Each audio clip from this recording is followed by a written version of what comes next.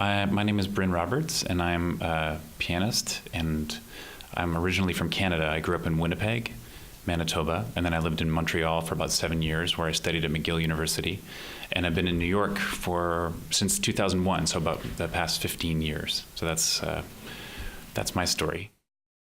I started playing piano actually pretty late. I was about 12 when I began lessons, and I had this tape of Glenn Gould playing the 1955, the Goldberg variations. I had the 1955 version, and it was like, on both sides, and I really wore it out.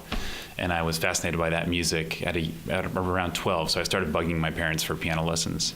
And that's how I started playing. But then I got really obsessed with jazz music. I was a big fan of Sting and the Police, and I heard a bunch of I got really into Branford Marsalis from listening to Sting's records. And so then I got a bunch of Branford records, and then I learned a bunch about, some of the musicians that he had listened to, and then learned about the tradition of jazz. And then I just got like every record that I could find, in every CD that I could find in Winnipeg that was that was a jazz CD. I mean, I had a good collection at a young age. So I listened a lot from the time that I was about 14 till I went to university when I was about 17 years old.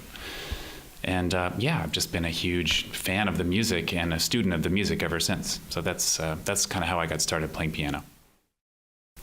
And in terms of my influences, I mean, I feel like I'm influenced by so many different players, but certainly, early on, all the kind of standard major influences, I would say, of a lot of modern piano players: Bill Evans, Herbie Hancock, Chick Corea, and it's interesting, as I get older, I kind of am more drawn to some of the pianists of like the older generation. Like I love Errol Garner's playing, and I love Earl Hines and Teddy Wilson. And that doesn't, I may not necessarily sound anything like those players, but there's certainly influences in one way or another.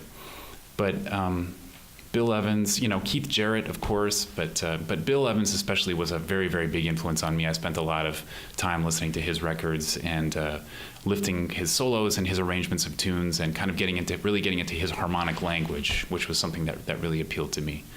And I feel like I'm gaining new influences all the time. I mean, there's influences just of my peers here in New York, or who I like to think of as my peers, but the wonderful musicians that are playing here, people like Aaron Parks and Sullivan Fortner, Kevin Hayes. I mean, there are so many fantastic contemporary jazz pianists, and not just pianists, but of course other musicians as well, who are big influences on me.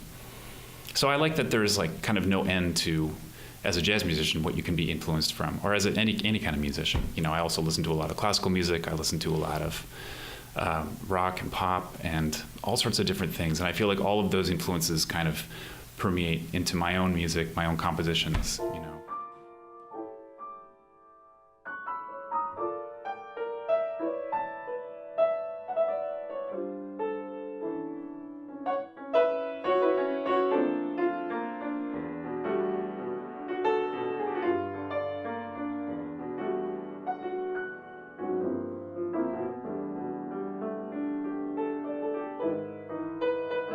I've been playing pretty consistently with a guy named Alan Ferber, whose twin brother is Mark Ferber. And Alan is a fantastic trombone player and arranger and writer, a composer. And he has a nonette that I play with very frequently. That features Matt Closey on bass and Mark Ferber on drums, and a bunch of other great musicians: John Gordon, John Ellis, Scott Wentholt, Charles Pillow, and Nate Radley on guitar. So all of those guys, whenever I get to play a gig with them, it's great. I feel like I learn a ton. And early on, well, not so early on, but I guess about in 2002, I met and became close friends with Will Vinson, who is an alto saxophone player, of course. A lot of people know who he is. And Will had a jam session at a bar in Brooklyn called Freddy's, and I was in the house band for that jam session, kind of for about a couple years. I think we played at least once a month. We had this jam session, and that was great because I got to meet a lot of younger, great players who would come through and play. And the other people in that house band were Orlando Fleming on bass and Lage Lund on guitar. And there was a drummer who now lives in London called Chris Higginbottom. So we got to, those were kind of early peers of mine from whom I learned a lot and got to play with a ton. And then just since being in New York, I mean, so many different experiences playing with all sorts of different people, you know, from all sort of different genres of music. But, you know, I recently did a trio tour in Japan with Rodney Green on drums and Joe Martin on bass, and that was a great experience. And I've made records with, well, Seamus Blake, of course, was a huge, you know, kind of formative influence on me, and also someone that I get to play with quite a lot. I mean, he actually gave me some of my first gigs in New York when I first moved to town. So I got to play with him and Victor Lewis, and you know, I met Jochen Ruckert, the drummer, through playing with Seamus, I think. And Seamus was also on some records of mine that I made too. So he became kind of like an important voice within my sort of in my compositional style. Like sometimes when I write a tune, I think of like how Seamus would play the melody, because he's got such a gift for that. So yeah, I mean, I've been lucky to play with a really diverse group of musicians. I did a tour in Spain also with my own group, and that was with Jaleel Shaw on saxophone and Jonathan Blake on drums. And Jonathan was on a record that I made, the last record before this. And a Japanese bassist who lives in Spain named Masa Kamaguchi. So that was also a great tour. And, you know, played with Matt Penman and toured with him, with Will. And, you know, anyway, it's just many, many different opportunities to play in New York. That's one of the things that I love most about it. I mean, of course, it's one of the things that can be most intimidating, because the caliber of musicianship is so high and everyone is so capable, and you know, you just hear people that blow you away constantly. And, you know, it can be daunting, but it's also super inspiring to hear music being played at such a high level. You know, any night of the week you go out, you can hear something that will really knock you out and really inspire you and kind of spur you on to hopefully become a better player, you know?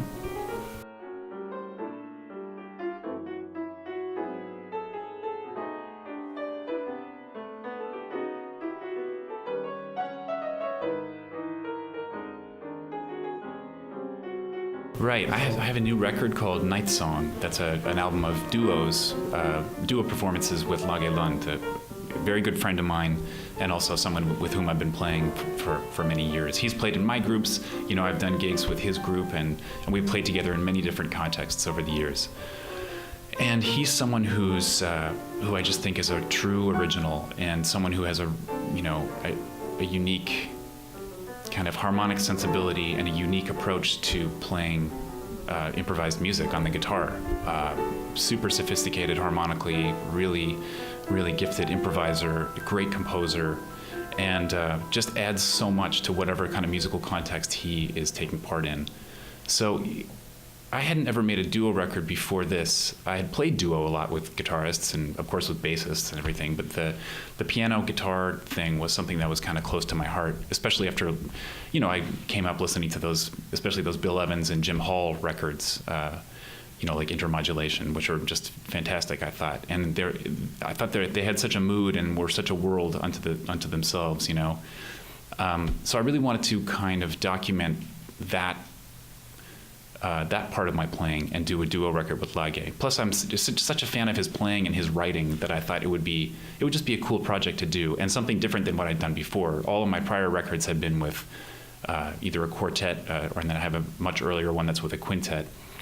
So this was one that I thought would focus less on kind of a small group improvisation sort of thing, and more of like a very intimate interaction, almost a series of conversations between me and Lage, who's one of my favorite musicians.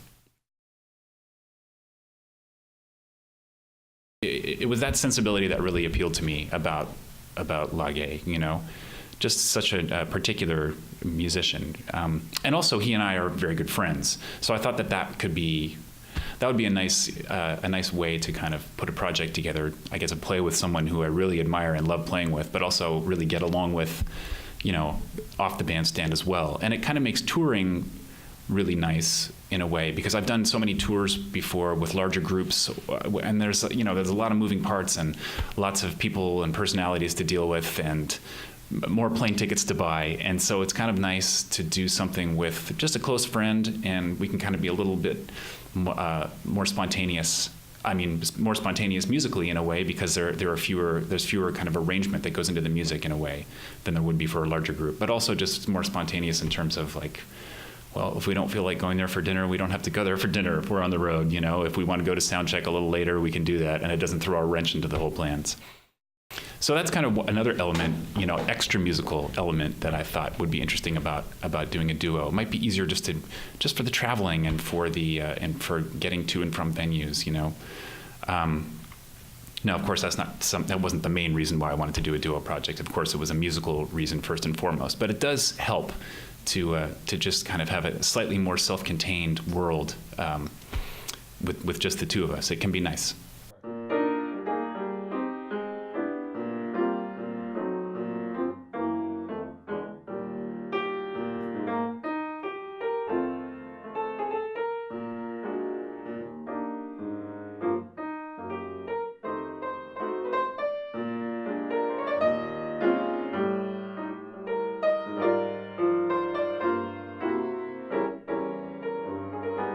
Probably just early retirement. No, I don't know. Of course, yeah, there are many more records and projects that I'd like to do. I'm actually working on a project that's completely different and not really in the jazz world at all at the moment. I'm producing a record of duos with some singer-songwriters that I've worked with over the years. So that's something that I'm working towards, and I'm going to do. I'm probably going to do another trio, or not another trio record, but a trio record next year, because that's another thing that I haven't ever really recorded. And I've played in trios a lot, and I love playing in a piano trio. So that's something that I'd like to kind of do, at least document in some way. And then I have, you know, I keep thinking that I'm going to do some sort of large ensemble or larger ensemble project that would feature my writing and arranging a little bit more, but it seems like so much work and I'm kind of busy at the moment, which is great, but that's definitely something that's kind of like more in the future, something like a sextet or a septet kind of thing with some horns. So that's something that I'd like to work on. And I also just want to keep trying to develop as many opportunities to play as I can, you know, trying to tour more, trying to perform more in New York, not just in New York, but, you know, outside of New York, other places. You know, I was lucky enough to go to Japan last year, which was great. I would love to do more in Asia. I would love to play more in Europe. So that's sort of something that I'm working on developing as well. Sort of that's an extra musical thing that also requires work, but that's part of being a musician. You know, part of it is you have to try to create some opportunities for yourself to play.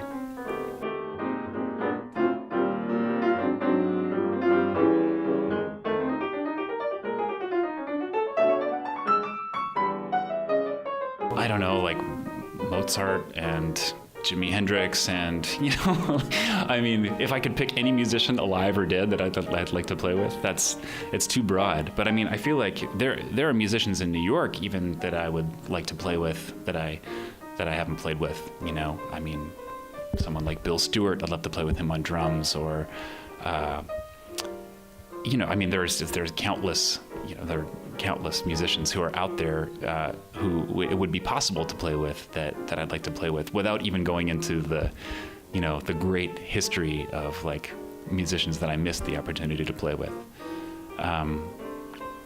It's too long a list to get into here. You don't have enough time on the camera.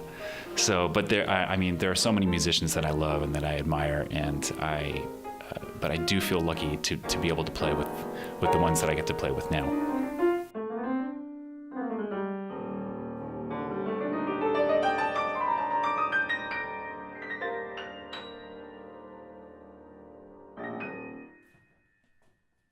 Nei iga taikan ga hai. Music in music. Good. Was that okay? Yeah. You that sure? was very, very good. Oh, Okay. come on. You don't trust me?